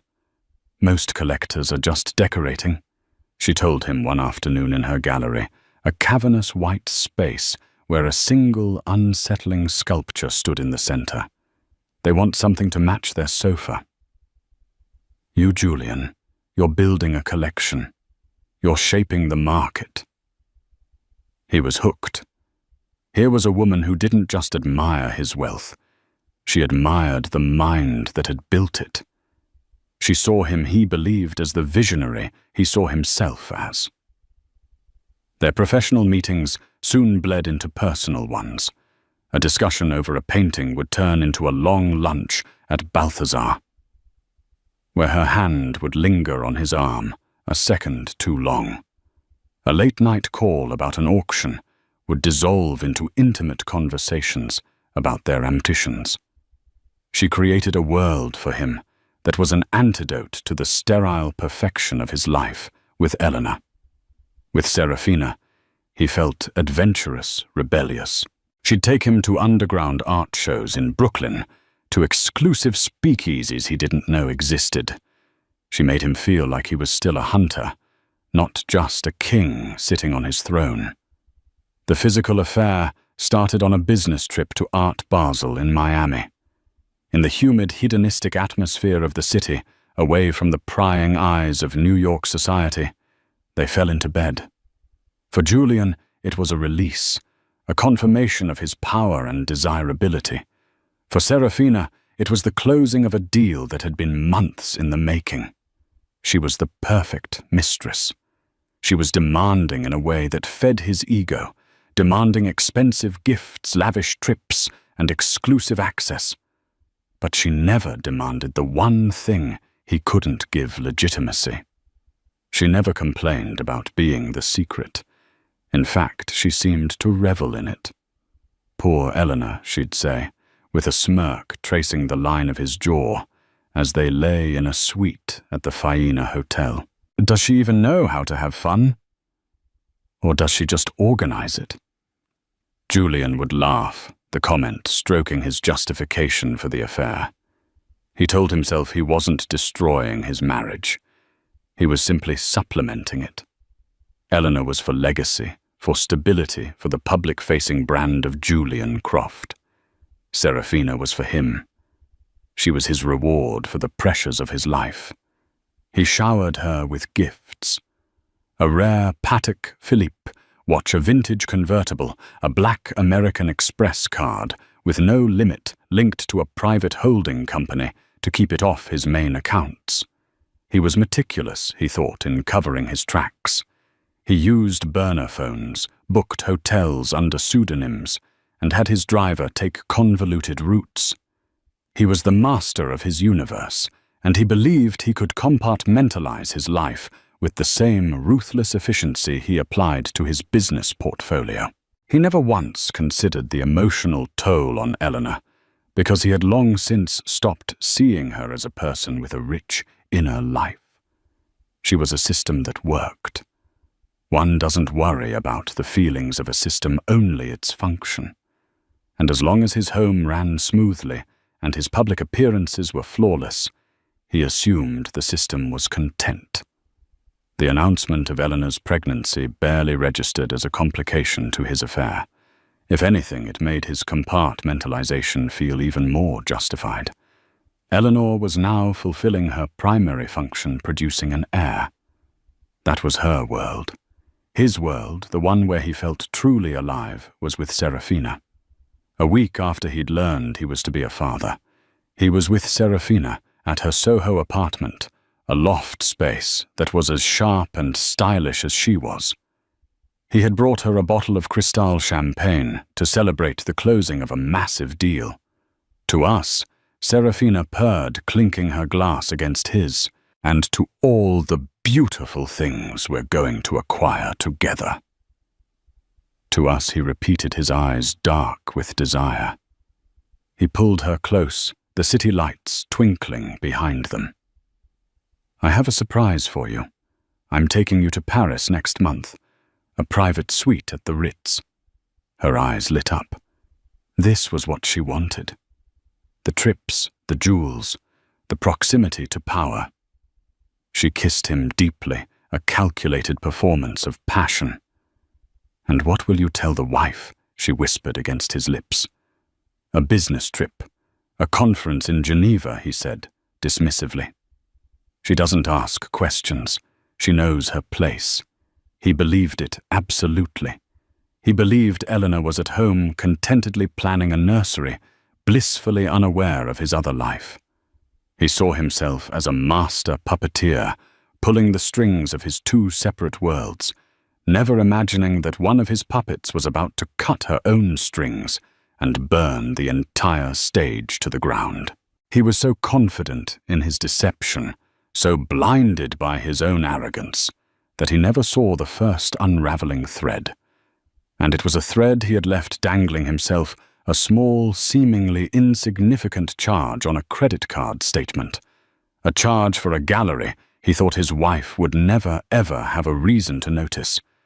Eleanor had always been the one to manage their household finances.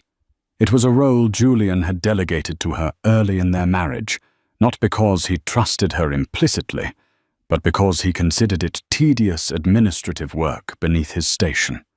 He gave her access to all their personal accounts, confident that her old money sensibilities would make her a responsible if uninspired steward of their domestic spending. It was a colossal miscalculation. He had mistaken her quiet diligence for a lack of curiosity. The first thread appeared on a Tuesday night. Julian was in Chicago for a merger, and Eleanor was in her study, the pool of light from her desk lamp, the only illumination in the dark penthouse. The baby was making its presence known with a persistent, gentle flutter, a secret conversation between mother and child.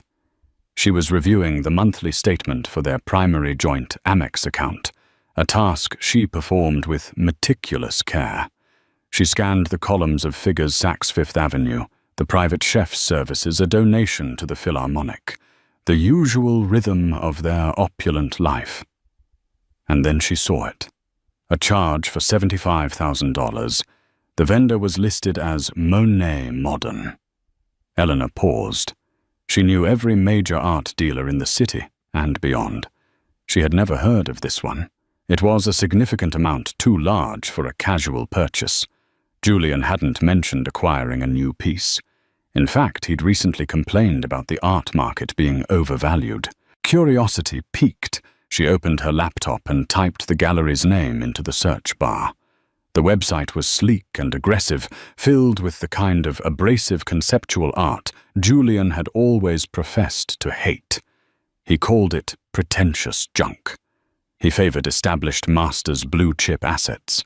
This was completely out of character. The gallery's owner was listed as Serafina Monet.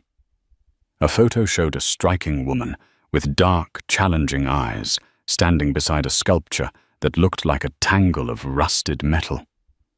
An uneasy feeling, cold and sharp, pricked at Eleanor's heart. It was just a charge. It could be anything. A gift for a business associate. An investment he'd forgotten to mention. She tried to rationalize it, to push the suspicion away. But it was a loose thread on a perfect tapestry, and her fingers couldn't help but pull at it. Over the next few days, she started looking closer. She delved into accounts she hadn't reviewed in years, subsidiary accounts for his private holding companies, ones he used for discrete investments. She had to cross-reference tax IDs and wire transfer codes using the financial acumen her father, a savvy investor himself, had insisted she learn. What she found was a pattern. There wasn't just one charge. There were dozens stretching back over a year. Monthly wire transfers to a private account, all categorized under vague labels like consulting fees or acquisition services. There were charges from high-end jewelers. She'd never shopped at hotel bookings in cities where he had no business meetings, scheduled airline tickets for two that were never for her. And all of it seemed to orbit around one name, Serafina Monet. A charge for a floral arrangement delivered to the gallery's address. A payment to a luxury car service that listed the gallery as a frequent destination. The evidence was piling up, each discovery, a small, sharp cut. But it was all circumstantial. Financial data could be explained away. Julian was a master of plausible deniability. She knew she needed something irrefutable. She needed to see it. The decision to hire a private investigator, felt like a betrayal of the woman she used to be, the woman who believed in privacy and trust. But that woman was gone, replaced by someone cold and clear-eyed. She found a discreet firm run by a former NYPD detective named Robert Costello, a man with a reputation for being thorough and invisible. She met him in a nondescript coffee shop in the West Village, a world away from her Fifth Avenue life. She was dressed down, wearing sunglasses and a simple trench coat. Mrs. Croft Costello, said his voice a low gravel. He didn't seem impressed by her name. "What can I do for you? I need you to follow my husband," she said, her own voice steady. Surprising herself with its lack of tremor. "I need to know where he goes and who he sees." She handed him a folder containing Julian's schedule for the next 2 weeks. A week later, a plain manila envelope arrived via courier. Eleanor took it into her sunroom, the one place that felt like hers, and sat down, her hands shaking. Inside were a dozen glossy 8x10 photographs. The first few were of Julian entering the Soho gallery, then photos of him and Serafina Monet laughing over lunch at an outdoor cafe, her hand on his, their heads close together in shared intimacy. Another showed them leaving a hotel not in Miami or Chicago, but the Greenwich Hotel, less than 3 miles from their own home. And then the final photograph, the one that shattered everything. It was taken at night through the large window of Serafina's loft apartment. Julian was standing behind her, his arms wrapped around her waist. He was kissing her neck, his eyes closed. Serafina was leaning back against him, a triumphant, possessive smile on her face as she looked at her reflection and, by extension, the camera's lens in the glass. It was a portrait of betrayal, stark and undeniable. Eleanor let the photo slip from her fingers and scatter across the floor. She didn't cry. The pain was too deep, too vast for tears. It was a hollow, echoing chasm that opened up inside her. Every shared memory, every anniversary, every hopeful moment of their 5-year marriage was instantly recontextualized as a lie. His impatience, his dismissiveness, his emotional distance. It all made sense now. He hadn't been busy. He had been absent. He was living another life, a life he preferred, a life he had paid for, with their shared money and her stolen trust. She sat there for a long time, the silence of the penthouse pressing in on her. Her hand went instinctively to her stomach, to the gentle flutter that was now a steady, reassuring presence. She had been so naive. She had thought this child might be the glue that could repair the cracks in their marriage. Now she saw the truth. This child was not a bridge to him. This child was her anchor, her reason to escape. The hollow feeling began to recede, and in its place something new began to grow. It was not sorrow. It was not despair. It was a slow-burning, diamond-hard rage. He had called the news of their child efficient.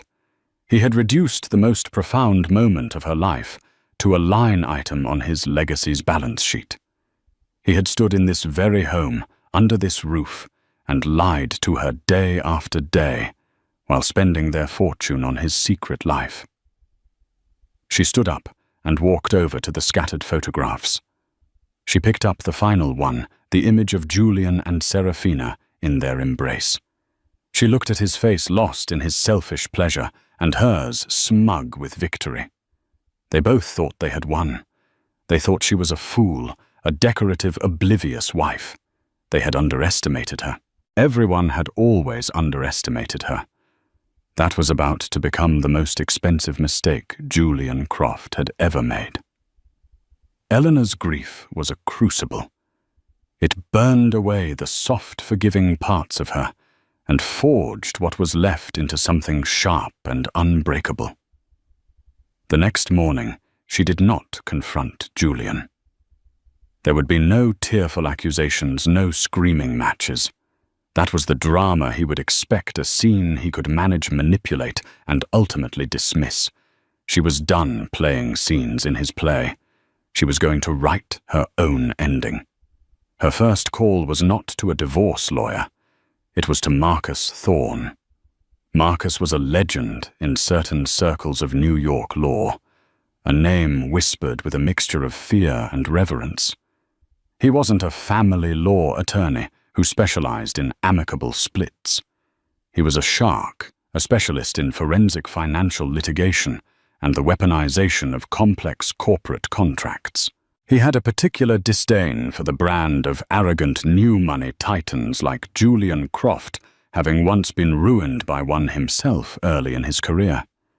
He had since dedicated his life to dismantling them with surgical precision. They met in his office, a space that was the antithesis of Julian's world. It was old-paneled in dark wood and smelled of leather-bound books and quiet power. Marcus Thorne was a man in his late 50s, with piercing grey eyes and an unnerving stillness. He listened without interruption as Eleanor laid out her story, her voice a low, steady monotone. She concluded by placing the manila envelope of photographs on his polished desk. He glanced at the top photo, the one of the embrace, and pushed the envelope aside. He didn't need to see the rest. "Infidelity is predictable, Mrs. Croft," he said, his voice dry. "In and of itself, it's a weak negotiating position in this state. The emotional damage is immense, but the financial leverage is minimal. What else do you have?" This was the moment. Eleanor reached into her bag and retrieved a thick-bound document. "Our prenuptial agreement," she said, placing it on the desk. Marcus leaned forward. His interest finally piqued. He opened the document, his sharp eyes scanning the dense pages. Julian's lawyers, a team of aggressive corporate attorneys, had drafted it. It was on the surface an ironclad fortress designed to protect Julian's vast fortune, which was estimated at just over $2 billion. It stipulated that in the event of a divorce, Eleanor would receive a one-time payment of $10 million a pittance, designed to buy her silence and a quick exit. Marcus read through it, his expression grim. "This is brutal, Mrs. Croft. It's designed to leave you with next to nothing." "Keep reading," Eleanor said calmly. Page 47. Article 12. Marcus flipped to the page. His eyes narrowed as he read the clause, and then he read it again. A slow, wolfish grin spread across his face. He looked up at Eleanor, seeing her for the first time not as a victim, but as a fellow predator. "My God," he whispered, "the legacy clause." It was a piece of boilerplate language Julian's own lawyers had insisted on, a standard edition for dynasty-building patriarchs. Julian, obsessed with his own legacy, had wanted to ensure the moral and financial integrity of the Croft bloodline. Article 12, the Fidelity and Family Progeny Clause, stated that the prenuptial agreement's primary terms would be rendered void under a specific set of circumstances. If the marriage produced a legitimate heir, and if Julian Croft was found to have engaged in marital infidelity that threatened the stability of the family unit during the gestation period of said heir, then an extraordinary measure would be triggered to protect the heir's birthright from the consequences of the father's moral instability, controlling interest in the Croft family trust. The entity that held the majority of his shares in Croft Enterprises, his real estate portfolio and his liquid assets would be temporarily transferred to the mother to be held in stewardship until the child reached the age of 25.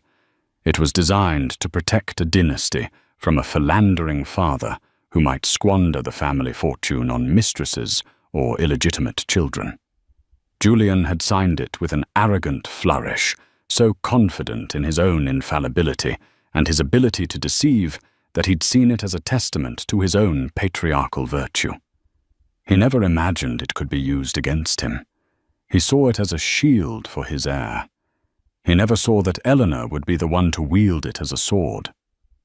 He signed it. Eleanor said, her voice like ice. He was so proud of it. He called it ensuring the future. This isn't just a divorce filing, Mrs. Croft. Marcus said, his mind racing, the thrill of the hunt in his eyes. This is a corporate takeover, a coup d'etat. It's beautiful. For the next 4 weeks, they worked in absolute secrecy. Marcus assembled a ghost team of forensic accountants and banking specialists. They operated out of a secure, unmarked office in a different borough. Their mission was to map out Julian's entire financial empire, every shell corporation, every offshore account, every hidden asset. They found the holding company used to fund his affair, the one linked to the Black Amex. They traced the wire transfers to Serafina Monet. They built an impenetrable mountain of evidence linking his infidelity directly to his financial assets, satisfying the clause's requirements perfectly. While they worked, Eleanor played the most difficult role of her life. She was the perfect, glowing, expectant mother. She discussed nursery colors with Julian, feigned interest in his tedious stories about board meetings, and accompanied him to a charity dinner, smiling placidly for the cameras, her hand resting on her gently swelling abdomen. It was a masterful performance. The closer she got to the date, the more serene she appeared. Her calmness unnerved Julian, though he couldn't say why. He mistook her quiet resolve for contentment. The plan was a symphony of legal and financial maneuvers, timed to the minute. They couldn't just file a motion. The moment Julian was alerted, he would move his assets, hide them in a web of international accounts, so dense they'd spend years litigating. The transfer of control had to be instantaneous and absolute. Marcus Thorne prepared a series of documents. They weren't divorce papers. They were framed as a standard update to the Croft family trust, something a responsible father-to-be would do to streamline his estate for his coming child. There were dozens of pages of dense legalese, but buried deep within them were the trigger documents, the execution of the powers granted by Article 12, the irrevocable transfer of voting rights for his shares, and the legal appointment of Eleanor as the sole trustee. He'll never read it, Eleanor stated, not as a question, but as a fact. Men like him never do, Marcus agreed. They see a stack of papers from their own lawyers, and all they see is their own power reflected back at them. They sign because they believe they are untouchable. The date was set. A Thursday. The day of the Met fundraiser he was so annoyed about.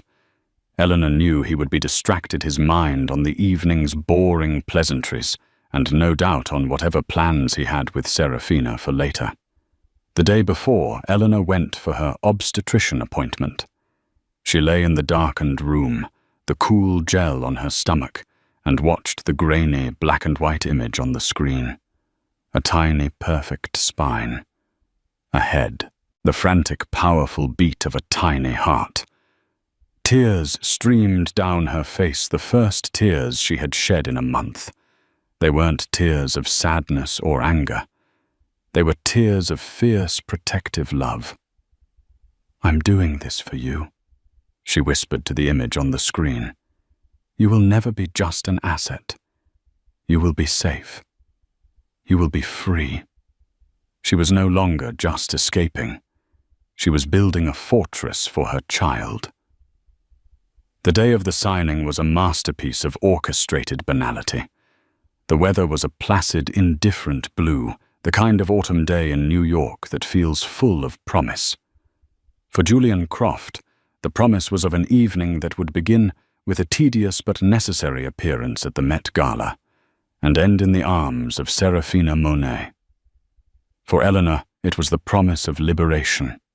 She woke early, a quiet hum of energy beneath her calm exterior. She chose her outfit with deliberate care, a simple but elegant cream-colored cashmere dress. It was modest, maternal, and utterly non-threatening. It was the costume for the final act of her performance as the dutiful Mrs. Croft. Julian was, as predicted, in a foul mood. He stood before his closet, a vast wood-paneled room larger than most New York apartments, scowling at his collection of tuxedos. "I hate this event," he grumbled, pulling one out. "All those preening peacocks and stale conversation. It's 4 hours I'll never get back." "It's important for the brand," Julian Eleanor said softly, walking in. "And you look so handsome when you're there." She adjusted the knot on the tie he hadn't yet put on a small, wifely gesture that seemed to soothe his ego. I suppose he conceded. "Just make sure we leave the moment it's acceptable." "I have an early morning." It was his standard lie for a night with Serafina. "Of course, dear," she replied, her smile never wavering. Later that afternoon, at precisely 3:00 p.m., Eleanor walked into Julian's home office. It was his sanctuary, a room of dark leather-polished chrome and a singular, imposing desk that looked like a slab of black marble. He was on a conference call, pacing and barking orders. He gestured for her to wait, holding up one finger, annoyed at the interruption. Eleanor sat in one of the visitors' chairs, her leather portfolio clutched in her lap. She waited patiently for 10 minutes, projecting an aura of someone with nothing more important to do than await her husband's convenience. Inside, her heart hammered against her ribs, a frantic bird beating against the cage of her chest. This was the most critical moment. If he balked, if he decided to read, if even a flicker of suspicion crossed his mind, the entire plan would collapse. Finally, he slammed the phone down. "What is it, Eleanor? I'm swamped." "I'm so sorry to bother you, darling." She began, her voice gentle and apologetic. "It's just, the lawyers sent these over. They said you needed to sign them before the end of the day." She opened her portfolio and laid the thick stack of documents on his desk. On top was a cover letter from the senior partner at his own trusted law firm, a man Julian had on a multi-million-dollar retainer. Marcus Thorne had brilliantly anticipated this, convincing a junior and deeply indebted associate at the firm to generate the letterhead and a boilerplate summary. The summary described the documents as the Croft Heir Provisionary Trust, an update to safeguard assets for your unborn child. Julian glanced at the cover letter, his eyes scanning the familiar logo. He grunted in acknowledgement. "Right, the trust update, I'd forgotten." He picked up the stack, weighing it in his hand, his expression one of extreme impatience. He clearly had no intention of reading it. "They're just formalities, mostly," Eleanor said, keeping her tone light and casual. "Standard procedure for establishing the baby's inheritance. But they marked the pages you need to sign." She had, with Marcus's instruction, placed bright yellow. "Sign." Here stickers on the appropriate signature lines, making it as easy and thoughtless as possible. She was treating him like a busy celebrity, signing autographs, not a billionaire signing away his empire. He flipped through the pages, his eyes glazing over at the dense blocks of text. He saw trust legalese asset schedules, appendixes. It looked exactly like every other tedious corporate document he signed a dozen times a week. His mind was already elsewhere, on the speech he had to avoid at the gala, on the reservation he'd made at a private club for him and Serafina at 11 p.m. He reached for his pen, a heavy custom Mont Blanc. Fine.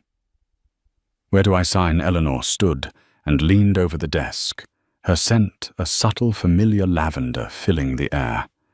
She pointed a perfectly manicured finger at the first yellow tab. Here. And here. He signed the first page, his signature, a sharp, arrogant slash of ink. She turned the page for him. And here. He signed again. With each stroke of the pen, a new wire in his vast financial web was severed from him and reconnected to her. The voting rights to his majority, stake in Croft Enterprises, the deeds to their properties in the Hamptons, Aspen, and St. Bart's, the control codes for his primary investment accounts, ///. As he signed the final page, the one that enacted the power of Article 12 and made all the other transfers legally binding and irrevocable, Eleanor felt a profound, dizzying sense of vertigo. It was done. The trap had been sprung. He was still the king, but he was sitting on a throne that no longer belonged to him. He pushed the stack of papers back across the desk towards her. There, all set. Now, if you'll excuse me, I need to prepare for this dreadful party. He stood up already, dismissing the moment the papers and her from his mind. He was completely unaware that he had just executed his own financial demise. Thank you, Julian. Eleanor said, her voice impossibly serene. She gathered the documents, the ink still wet on his signature, and placed them carefully back into her portfolio. I'll have the courier send these back to the lawyers immediately. You go get ready. I'll see you downstairs in an hour. He nodded and walked out of the room without a backward glance. Eleanor stood alone in his office, the portfolio clutched to her chest. She looked around the room at the symbols of his power, the trophies of his conquests. They were hers now. She walked to the floor-to-ceiling window and looked down at the city sprawling below. It was no longer his kingdom that she was a prisoner in.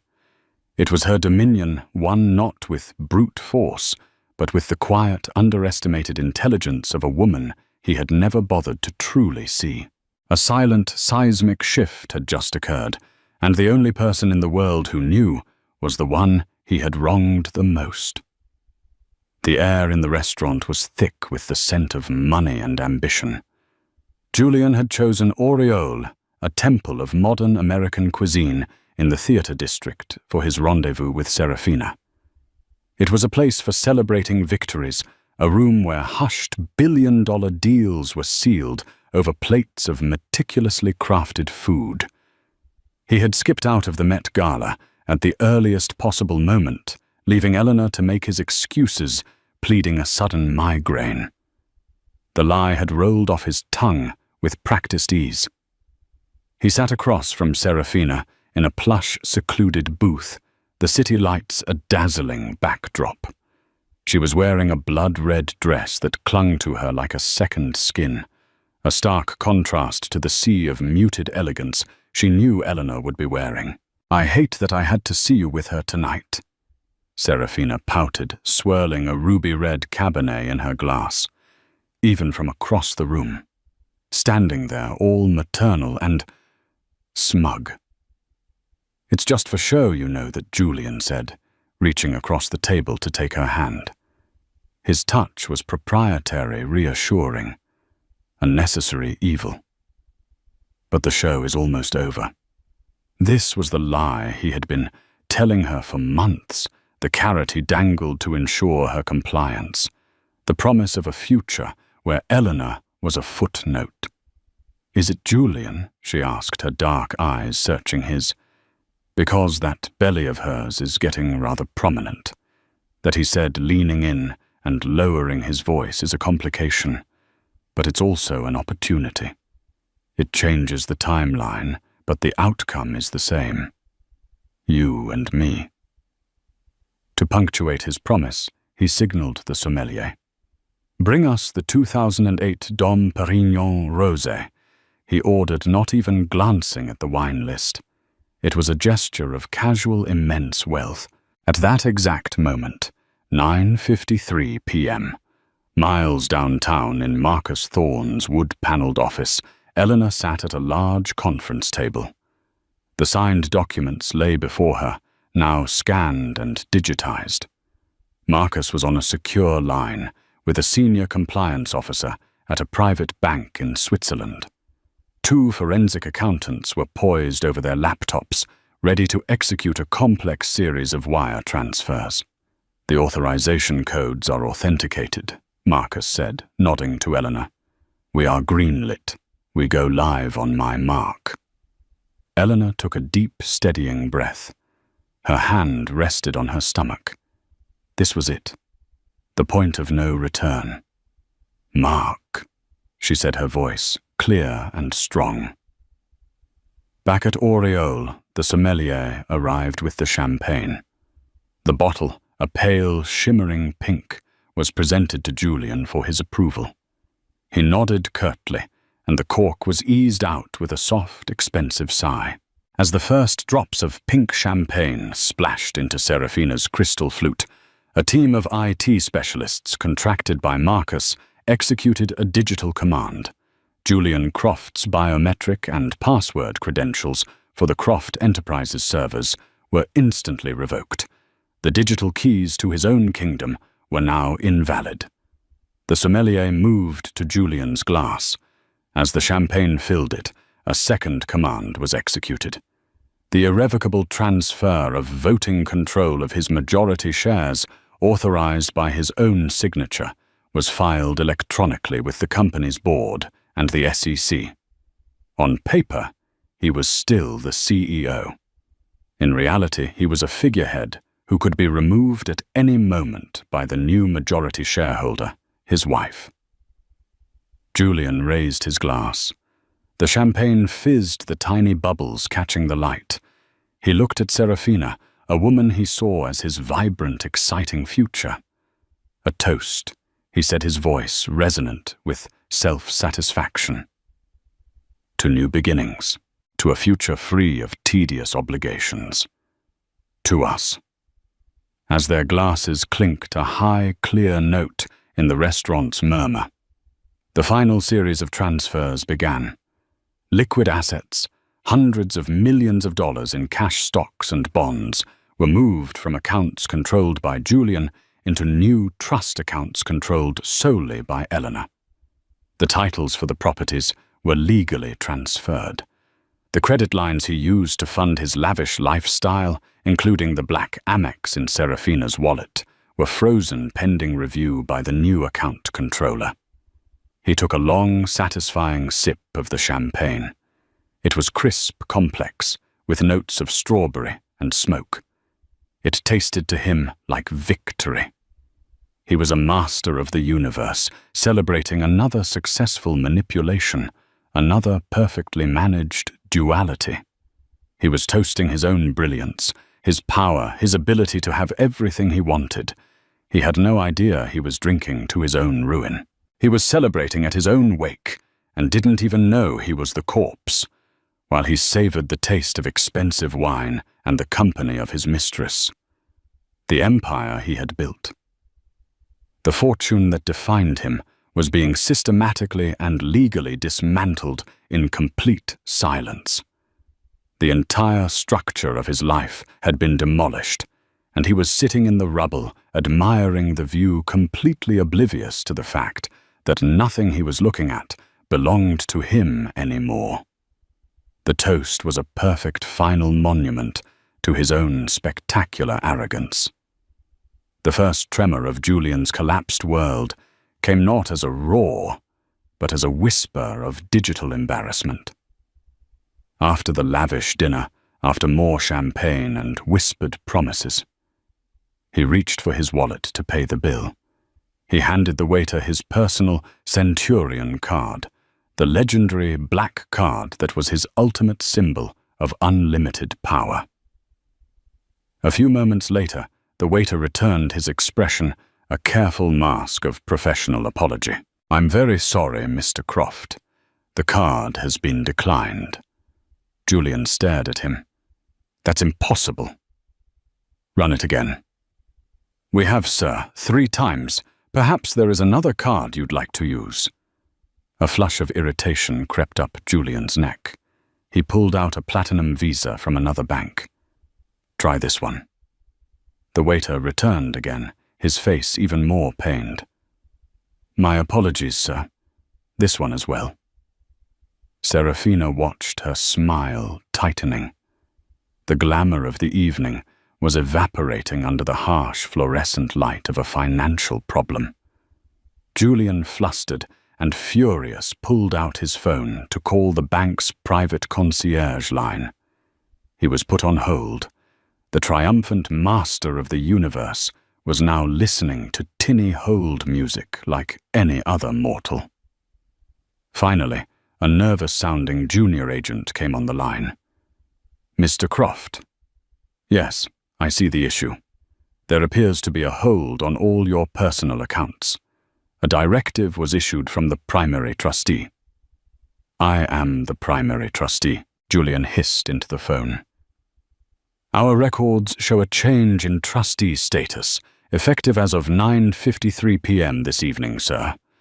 The new primary trustee is listed as Eleanor Vance Croft." The name hit him like a physical blow. It made no sense. It was a mistake, a clerical error.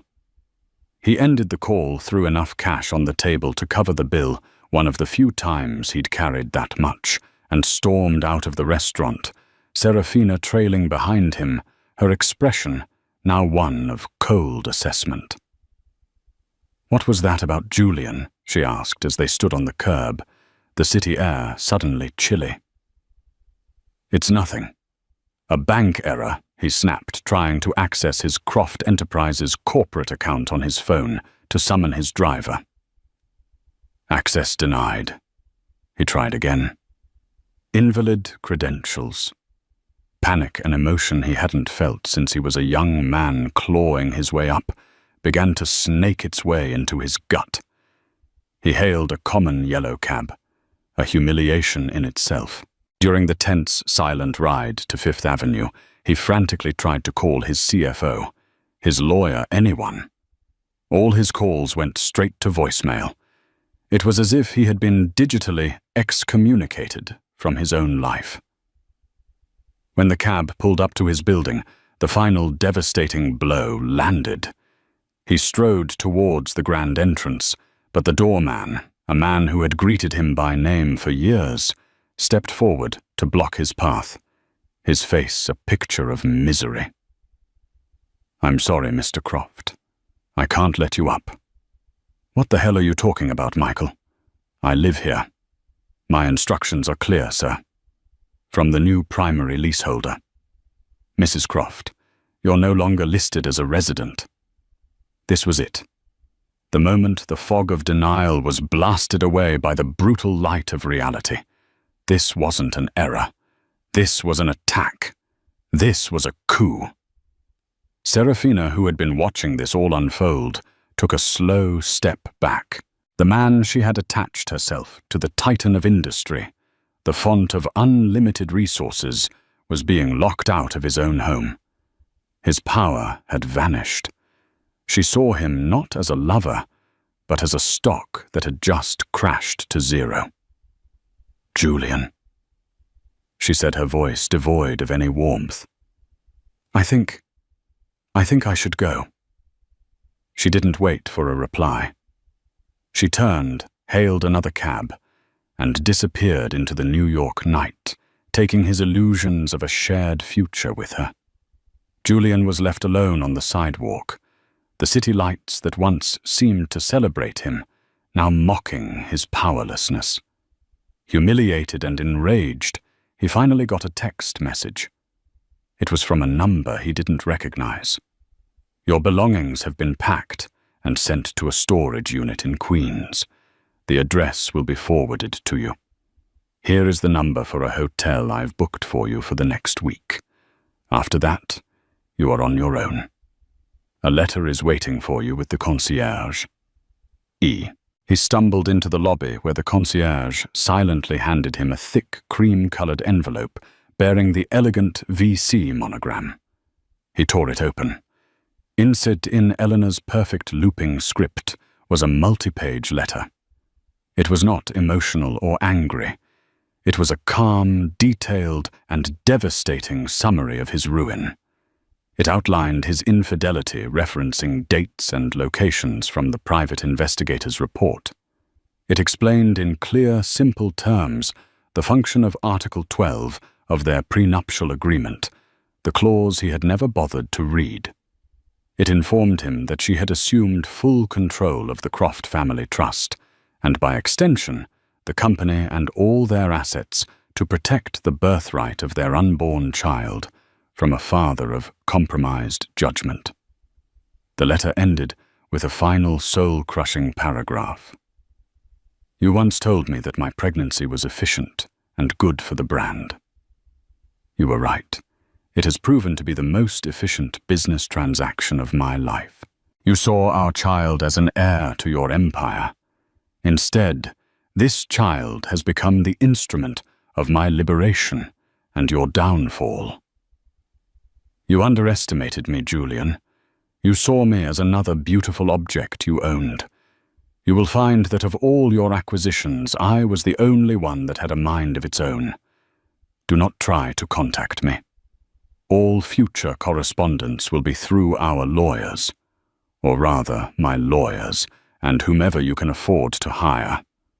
He crumpled the letter in his fist, his body trembling with a rage so profound it left him breathless. He had been utterly, completely, and perfectly defeated.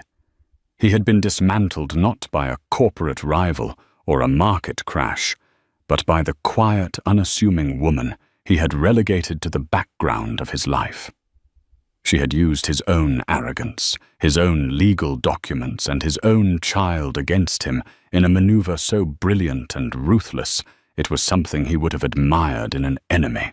He looked up through the glass doors of the lobby up at the penthouse where the lights were on. He could almost imagine her standing there, a hand on her stomach, looking down at him.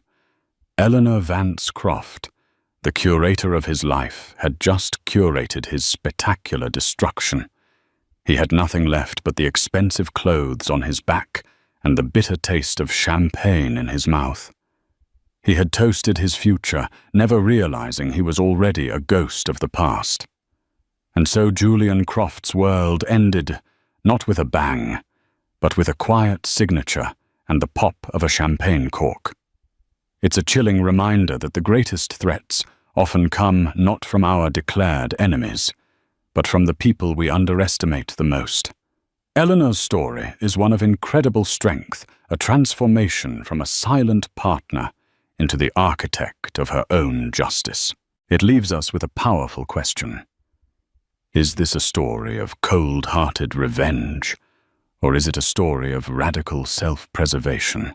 Was Eleanor's coup a masterclass in karma, or a cautionary tale about the devastating power of secrets? Julian lost a fortune, but in the end what he truly lost was the respect and love of a woman who was worth more than his entire empire. What do you think? Let us know in the comments below. If you found this story of betrayal and brilliant revenge as captivating as we did, please give this video a thumbs up.